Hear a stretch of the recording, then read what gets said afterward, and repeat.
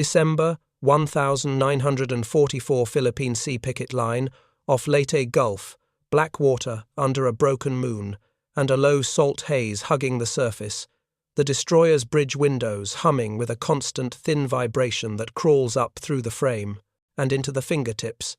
Commander Tameichi Hara stands with one glove off so he can press his bare hand against the cold rim of the bridge housing and feel that vibration directly from the hull, because he trusts steel more than he trusts anyone's voice.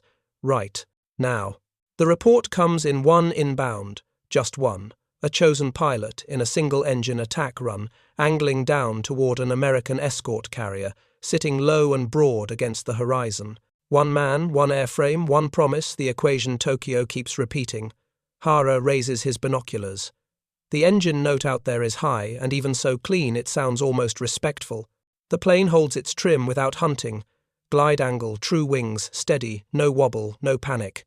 It looks like the weapon the Empire swears will change the war, a perfect strike that trades one life for one ship, one moment of controlled intention for one enemy hull removed from the map. He says it in his mouth without letting his jaw move. I will not spend men for nothing. It is not poetry. It is procedure.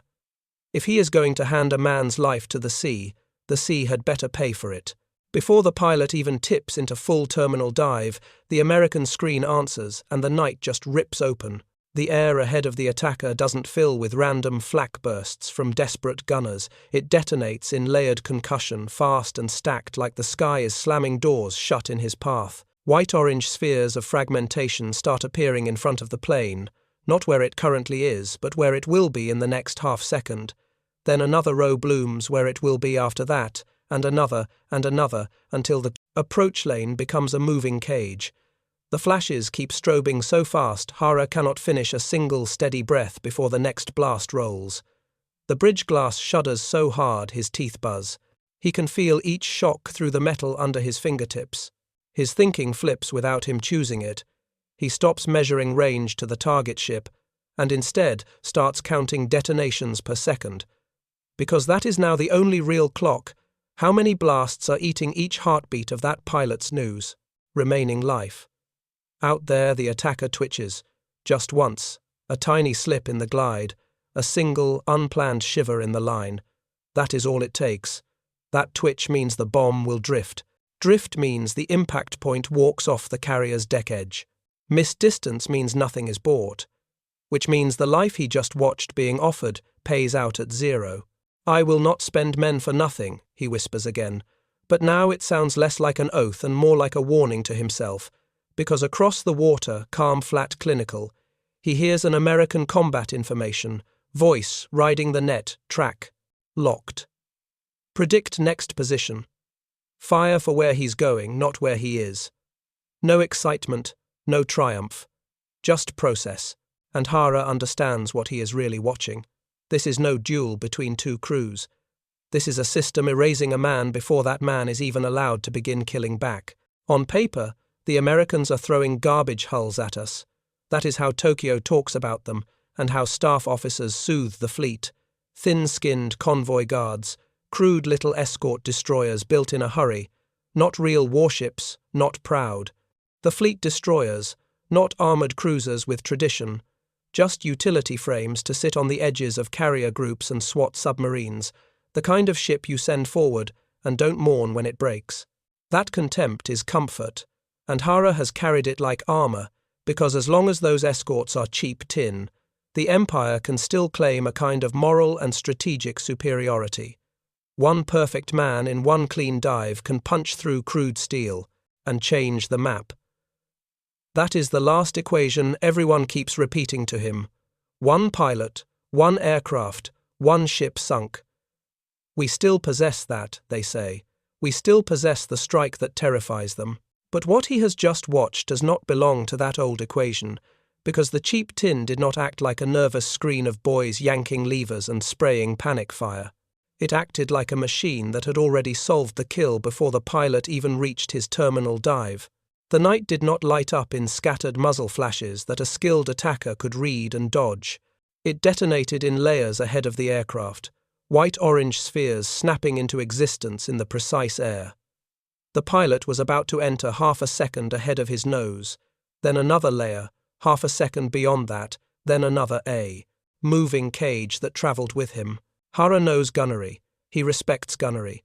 He has lived his career by the duel between the man on the mount and the man in the cockpit, each trying to outthink the other.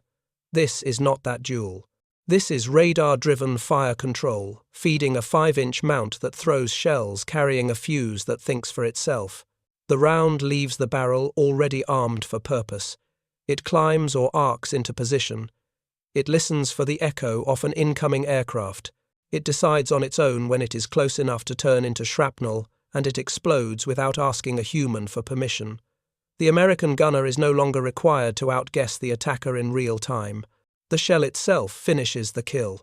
That is the first real shock for him. Perfection is no longer rewarded.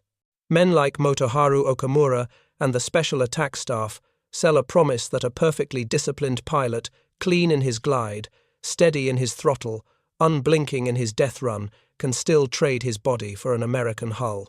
That pitch is treated like doctrine now. It is used to convince young men to bow to knot the headband, to write final letters, to climb into the cockpit and seal their own coffin. Hara has heard that pitch delivered like liturgy. He has watched it weaponize loyalty. He has allowed it because he needed to believe the math. But here in this sky, the math collapses. The cleaner the dive profile, the more stable the angle, the more predictable the line, the easier it is for American fire control to paint the attacker's future path and stack timed airbursts directly into that path. The very discipline that the Empire worships is now making his pilots easier to kill faster. A perfect approach does not increase the chance of impact. A perfect approach increases the chance of dying before the approach even truly begins. The second shock is uglier, and it is not tactical, it is moral.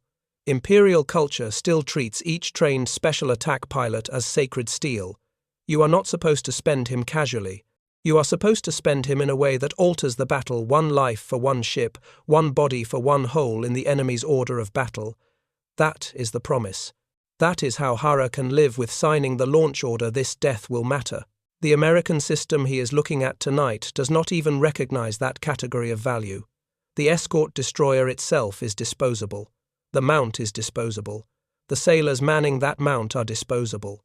The ammunition is disposable. The only sacred object in that system is the process, the ability to generate lethal volume on demand, lose pieces, plug in replacements and keep firing. If one gun burns out its barrel, they feed another gun.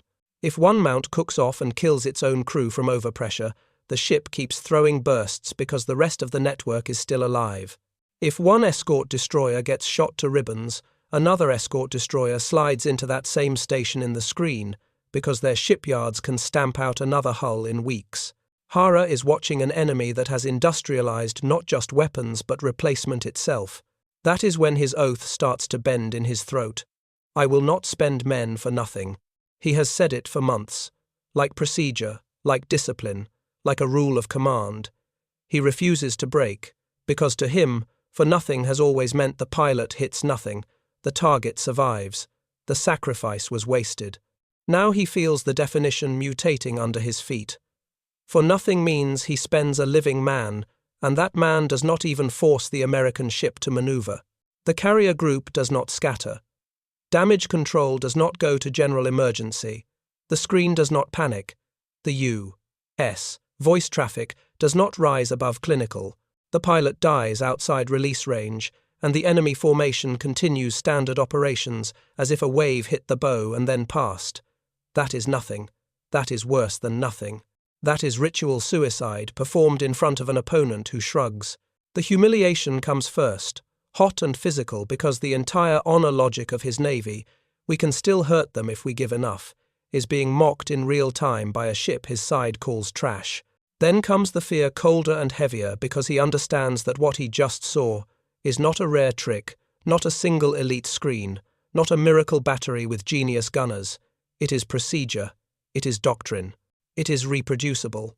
If the Americans can mass-produce those escort hulls in brutal numbers, and can mass-produce those radar-directed mounts, and can mass-produce that thinking fuse, then this is not a moment.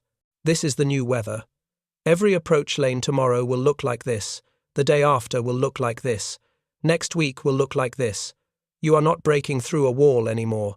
You are flying into a factory that manufactures walls faster than you can manufacture men. That is the betrayal he cannot talk around. The old truth said the man is the weapon. The new truth says the system is the weapon. The system does not tire. The system does not doubt. The system does not hesitate to tear a man apart before that man has even started to kill back. And when Hara feels that truth land, he finally understands what just happened to his world perfection no longer buys survival or respect or impact. Only availability matters. Now availability of hulls, availability of mounts, availability of radar-guided fire, availability of proximity-fused rounds, availability of more.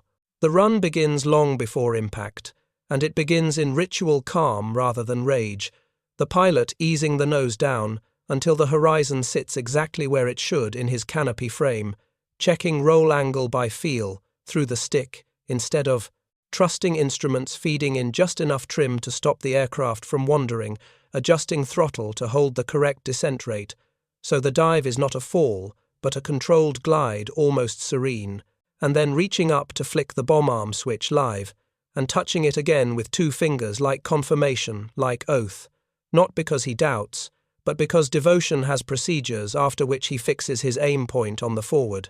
The third of the American escort carrier's deck, not the center, not the island, but that vulnerable forward plate, where if his bomb drives in and cooks off, blast can peel metal and chain fire down into aviation fuel and ordnance stowage, which will not just kill men but stop flight ops and blind the task group, and this is the whole exchange rate he has been promised.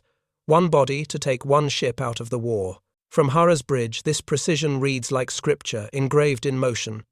Because the aircraft does not snake or hunt, it does not wag its wings like an anxious student, it holds its line steady and honest, like something guided by will, rather than air, and Hara knows instantly that this is exactly what headquarters means when they talk about sacrifice as a weapon, exactly what they print into speeches, exactly what they whisper into the heads of the boys who bow-tie their recluctors, headbands, and write last letters.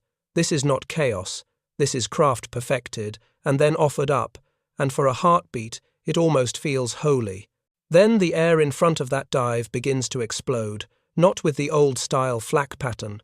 Hara grew up reading, not with scattered guesses thrown up from single mounts, where you could see the muzzle flash and break toward the blind arc, but with sudden white-orange spheres that simply appear in midair along the pilot's future path. Each sphere a shock bloom of steel fragments and overpressure, each one born already in the space the aircraft is about to enter half a second from now, and then another layer blooms half a second beyond that, and another, so that instead of a curtain of fire, the Americans are building a moving cage around him in real time, and the cage tracks him and tightens. The destroyer escort below, along with the nearby screen, is throwing this cage into the sky using radar solutions, slave to 5-inch dual-purpose mounts, hurling shells tipped with fuses that arm themselves after firing, and then decide, for themselves, when to detonate, while the 40mm and 20mm batteries pour a harsh, churning weave through the gaps, so there is no single direction you can jink to escape, because every escape is already predicted, filled. To Hara, the sound is not gunfire, it is layered concussion, a rolling slam that he feels in his teeth and in the bones of the bridge, shock rippling back along the water and into his ship's skin so that the steel under his bare fingertips hums and vibrates with every burst. He tries to hold the attacker in his binoculars, but the man in that cockpit keeps vanishing and reappearing in harsh strobes of blast light, as if reality itself is cutting him into frames. The pilot drives on, and for a moment it looks like he will punch through the first layer intact, because the aircraft is somehow still flying inside that cage, the prop still biting air, and the nose still pointed at the carrier's deck. But then the fragments start eating him alive in microscopic bites that are worse than any single clean hit, tearing fabric off the wing root, chewing the trailing edge of an aileron, jarring a slat so it chatters in its track. And suddenly the airframe is no longer a single obedient machine. It is a wounded body that answers late. From Hara's position, you can actually see the change, because the glide that looked like a razor line a heartbeat ago starts to pulse and drift in tiny, ugly corrections, and the pilot is now spending effort just to hold the original vector, instead of refining it. That pulse matters more than any patriotic speech ever printed. 1 degree off ideal dive angle sounds like nothing when you say it in a meeting.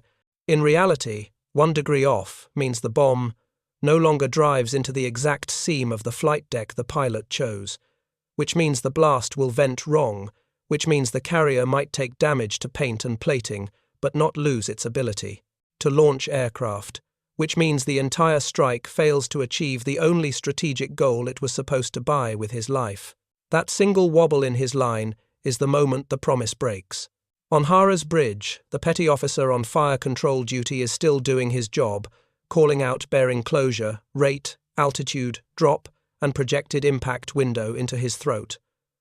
Mic voice clipped and trained, and steady at first, but as the American cage tightens and the sky keeps detonating ahead of the attacker in synchronized waves, that voice starts to fracture on the edges, because he is watching a kill pattern that does not behave like any engagement he has drilled for. His hands won't stay still on the plotting board, and the grease pencil in his right hand scrapes useless arcs on the chart table because he is shaking too hard to draw clean lines, and he keeps trying to generate a solution, shift the ship. 3 degrees, change speed. Bring our own mounts to bear.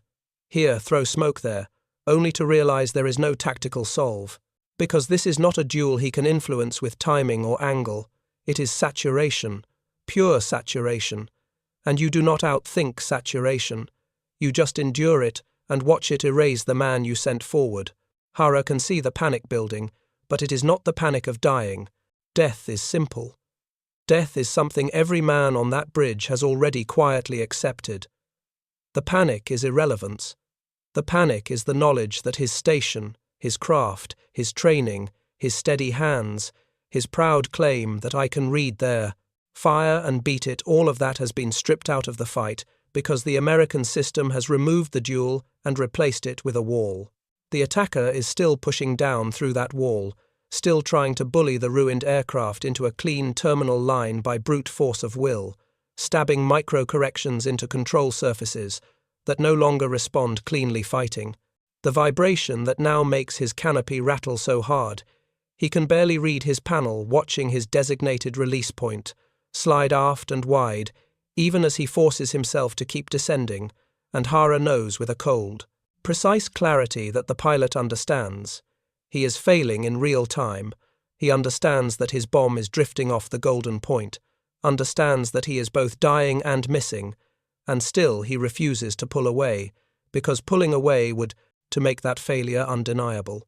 This is what the new war demands from Hara's side: total bodily discipline, total spiritual commitment, total acceptance of death in exchange for the possibility, not the guarantee, of punching one hole in the enemy's order of battle.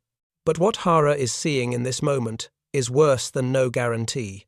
What he is seeing is the machine on the other side calmly denying even the possibility, turning discipline itself into a kind of offering laid at the feet of a process that does not care. Discipline is no longer a blade. Discipline is a candle burned in front of an engine. The sky slams again before the spray from the first run has even flattened back into the sea, a layered, rolling concussion that hammers the air above the picket line and rattles the bridge windows so hard they buzz with a metallic stutter. The blast pattern is the same brutal cage as before, timed airbursts in stacked sheets thrown ahead of the approach path, bursting not where an attacker is, but where he is about to be, and Hara does not need binoculars to know what it means. The Americans are already throwing lethal volume at the next contact.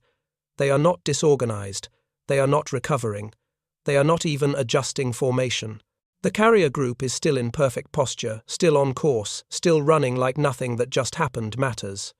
That detail lands first. The first strike did not even make them turn. Hara does not pause to demand a full after-action report.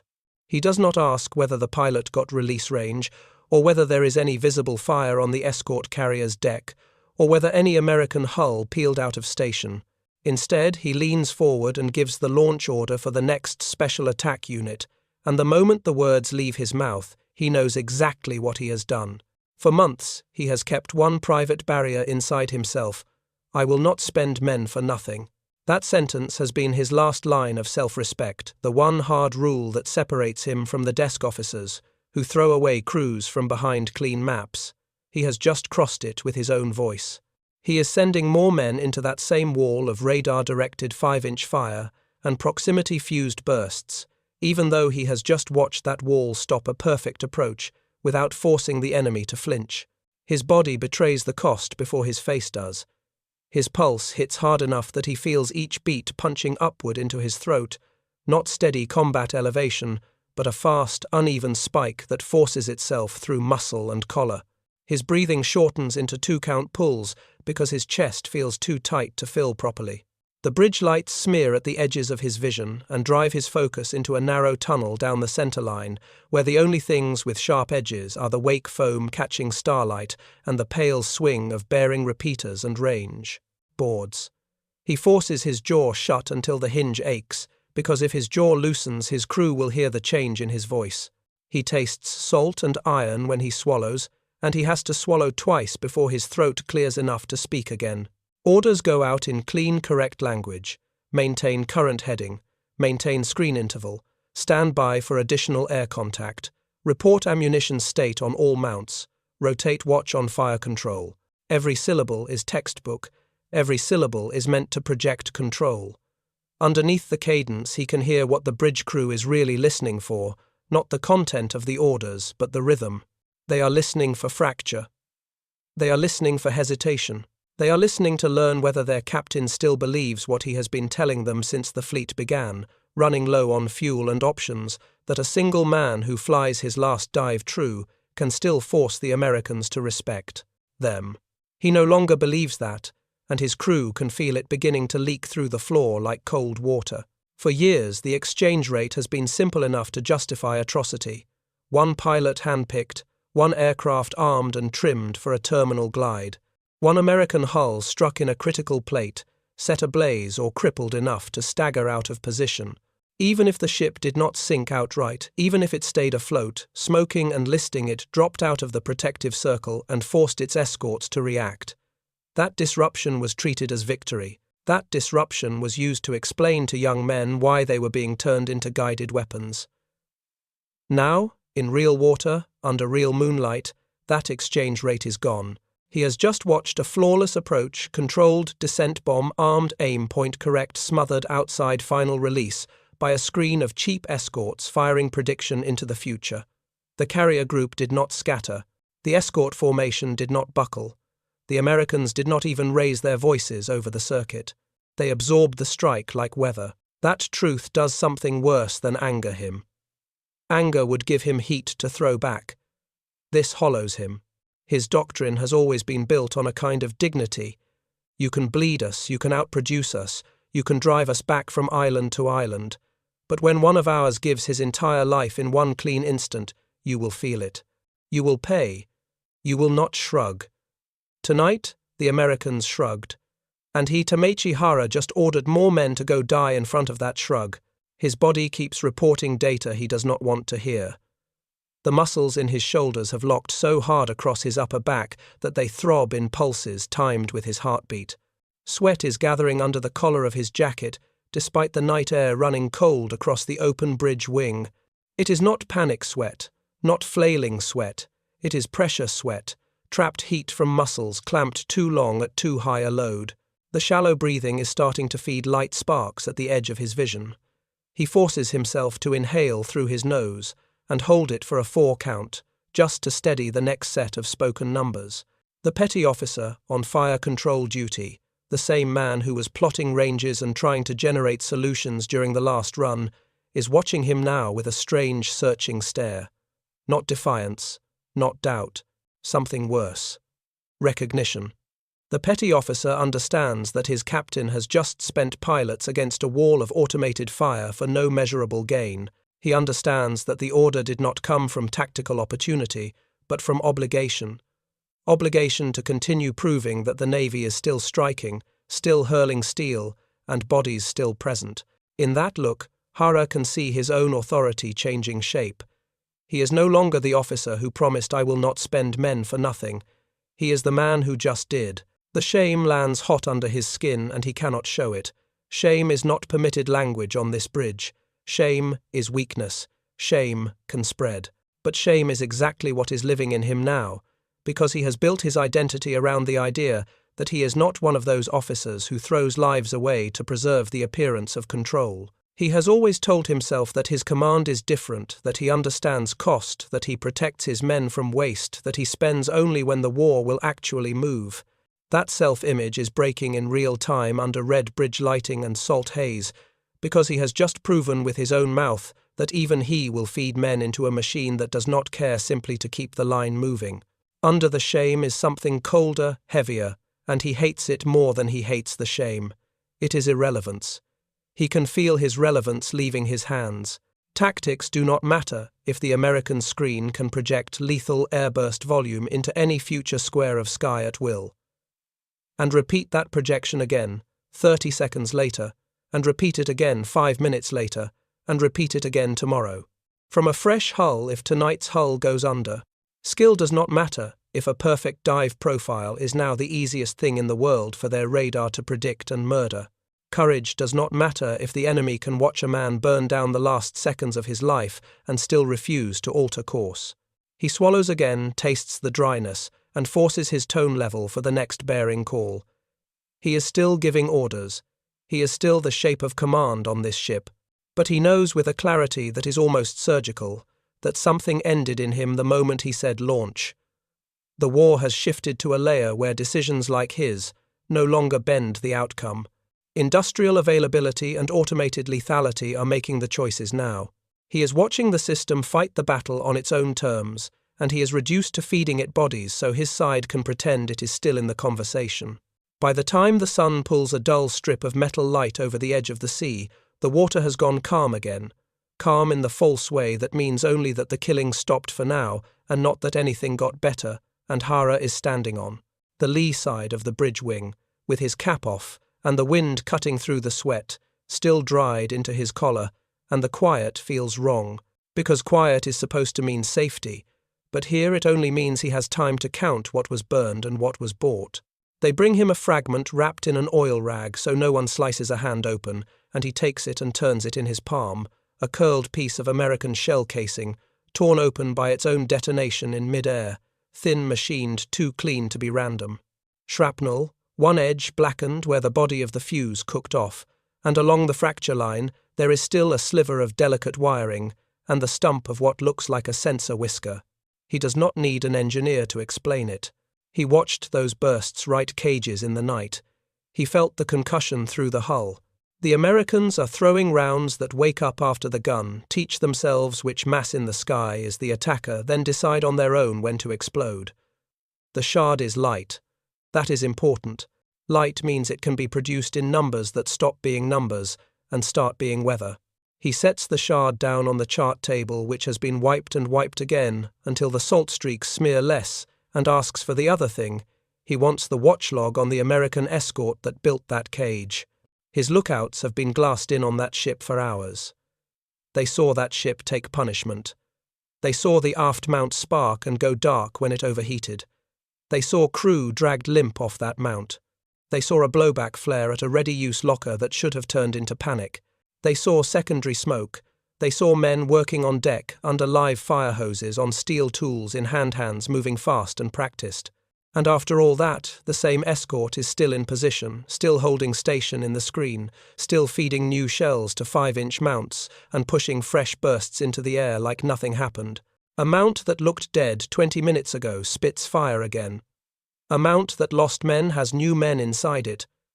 A scorch mark becomes just another patch of dark metal. Hara cannot stop watching because the rhythm is the insult. Their system assumes loss. That understanding hits like pressure behind his sternum. Their system assumes loss and budgets loss, and replaces the lost piece instantly, without ceremony, without pause, without treating it as an event. A gun crew dies, and another crew slides straight into that space like swapping out a component. A barrel overheats and warps, and is hammered back into service, or just swapped and fed again. A section of deck burns and is hosed, relubed, repainted in place, while the ship keeps throwing proximity bursts as if men were never screaming there. The hull itself is treated like a part. If it holds, it holds. If it breaks, another hull of the same class, bolted together in some American yard in obscene time, will take its spot. Nothing in that chain is considered sacred. The only sacred element is uninterrupted output. He compares that to his world, and the contrast tastes like metal. He thinks of how long it takes his side to bring a damaged mount back into reliable action, the paperwork tension, the scrounging for a spare optic or a working breech, block the begging for barrel liners through channels that are already starved. He thinks of how often the answer has been no parts left, no crews left, no fuel left, make do. He thinks of how, in that starvation, the last thing the High Command has to sell is the pilot himself, not the aircraft. The pilot, the man. The speech is always the same. One perfectly devoted life can still change the map. He realizes now that this is the only currency his side still claims to have: individual, intentional, total sacrifice, and that even that currency is bouncing off the surface of the American screen without leaving a dent. The fire control petty officer stands near him, not quite at attention, not relaxed either. Hands almost steady now, but still with that aftershock jitter in the fingertips, watching his captain, because the crew needs a frame to put last night into, and Hara knows he has to give them language. If he gives them nothing, they will invent a lie. He does not look at the petty officer when he speaks. He keeps his eyes on the American escort, the one still on station with the swapped-in gun crew and the reheated mount, and the quiet, confident posture of a ship that knows it can be replaced if it dies. They have made killing automatic, he says. His voice is even. It sounds like a range call. We are offering devotion to a machine that does not even notice. He does not raise the volume. He does not break. He says it like doctrine because that is what it is now, doctrine, not emotion. He looks back down at the shard on the chart table. It is small, almost delicate, ugly only because of what it implies. It is designed to be thrown away. That is the genius and the horror in the same breath. The enemy has not only accepted that war eats men and steel. They have built a fleet that is engineered from the keel up to expect that eating to happen continuously and to continue functioning while it happens. They have built guns and fuses and watch rotations and resupply chains that assume failure, assume burnout, assume casualties, assume dead crews, and keep going without pause. They have industrialized continuation. His side, by contrast, has industrialized sacrifice. That is not the same thing. He forces himself to map it as numbers, because numbers are the only safe way to let it exist in his head. One of his pilots is selected, elevated, fed final words about honor and necessity, handed the last mission he will ever fly, and launched with the promise that his death will force the enemy to feel pain. That pilot flies a nearly flawless approach, and is killed in midair by predictive airburst fire before release. The carrier group does not even break formation. The screen does not even wobble. The American radio net does not even pick up in pitch. From the American perspective, that pilot never rose past background noise. Meanwhile, on their side, a destroyer escort burns out a mount, cooks a crew alive, keeping that mount firing past sane limits, hoses the blood off the shield, swaps in fresh hands, and gets that same mount back online inside minutes. The price they paid is handled as routine expenditure. The output lane stays intact. He understands what that means with a clarity that leaves him hollow. His men are not currency in this war. His most precise, most disciplined, most spiritually committed pilots are not bargaining chips that buy a hole in the American line. They are offerings placed in front of an engine. Offerings do not move the engine. Offerings only prove the worshipper is willing to kneel. That is the cost. That is the insult. Precision. The very thing he has been told is sacred. The thing he has told them is sacred, is being burned just to prove that precision does not matter. He rests his hand on the chart table next to the fragment and feels the cold film of night salt still on the steel. The ship hums under him in a low, steady vibration, old muscle memory of propulsion and shaft and sea pressure, something alive that he can still command. He knows what comes next, because what comes next always comes. Higher command will send new orders wrapped in respectful language about decisive spirit and holy duty and final blows. The words will be dressed to sound like strategy, but the core will be the same instruction he already gave, the one that burned in his throat: send more. He does not shout when he imagines that order arriving. He does not rant about fools in distant offices. He knows now that the argument is already lost above rank, maybe above navy. The war has chosen its logic and written it into steel and circuits. The enemy's logic is availability. His side's logic is devotion. Only one of those scales.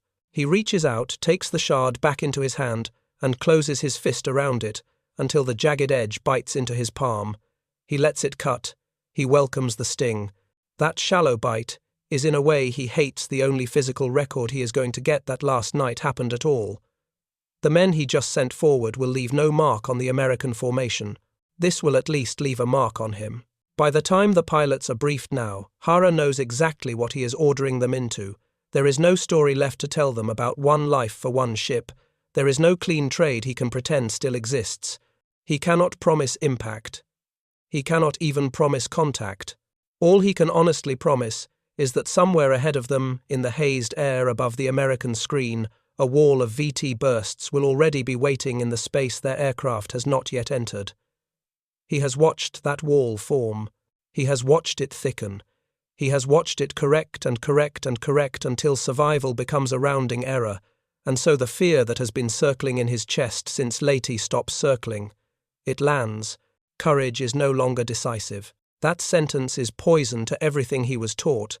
Courage was supposed to be the equalizer. The creed he was raised in said that a man with cleaner discipline, a man willing to fly straight into steel, a man who accepts his own death and does not blink, can still punch above weight against an enemy with more fuel, more ships, more factories. That was the spiritual math that let inferior numbers fight superior output. That was the story that made the war winnable in the mind, even when the map said otherwise. Now he can see the uglier math, and it is not spiritual, it is mechanical. The fight is resource divided by time. He can phrase it in cold terms because cold terms are the only way to think it without shaking. How fast can the Americans put another lethal screen of proximity-fused 5-inch airbursts into the sky after one of his pilots dies trying to break through? That is the whole war. Not how accurate are their gunners. Not how brave are their officers. Not how steady are their nerves. How fast can they regenerate the cage? 30 seconds, 1 minute, 5 minutes. That number ends the argument because if the answer is faster than we can generate another pilot who can fly a clean terminal dive, then the war is already over in everything but formality. He hates how simple it is. He hates that he can feel how true it is in his bones. He hates most of all that it is not personal. The Americans are not out there proving themselves superior in honor. They are not out there taunting him ship to ship. They are not out there dueling. They are just maintaining availability. They are replacing guns, replacing crews, replacing mounts, replacing hulls, replacing that rolling radar-fed wall of concussion again and again and again until his side is out of men to feed into it. You cannot intimidate a process. You cannot shame a process. You cannot outsuffer a process. You can only run out in front of it. He looks at his crew and understands what that means for all of them. The old frame that their discipline can still force the enemy to respect them is gone. The new frame is crueler, smaller, truer survival, is not about who is more willing to die. Survival is about who can still put steel in the air after losing men, and how quickly. Availability per hour. Sortie rate per mile of frontage. Replacement speed per burst of enemy fire. Ratios, rates, throughput. He feels sick at how clean those words sit in his head like fleet signals, like doctrine. He also understands the shape of his own place in it. He is no longer the officer who decides when death is worth it. That power has been taken from him by a machine logic that operates above him, outside him, around him. He is now the officer who feeds men forward so the nation can say it is still fighting. That realization should break him. Instead, it hardens into something colder, almost surgical. He will not lie to himself again. He will not pretend that devotion alone can move this enemy. He will not pretend that sending another boy in with a headband and a letter will alter the balance. The balance is already written in production tempo. Perfection can win a duel. Availability wins a war. By late 44, availability was airborne and hunting us.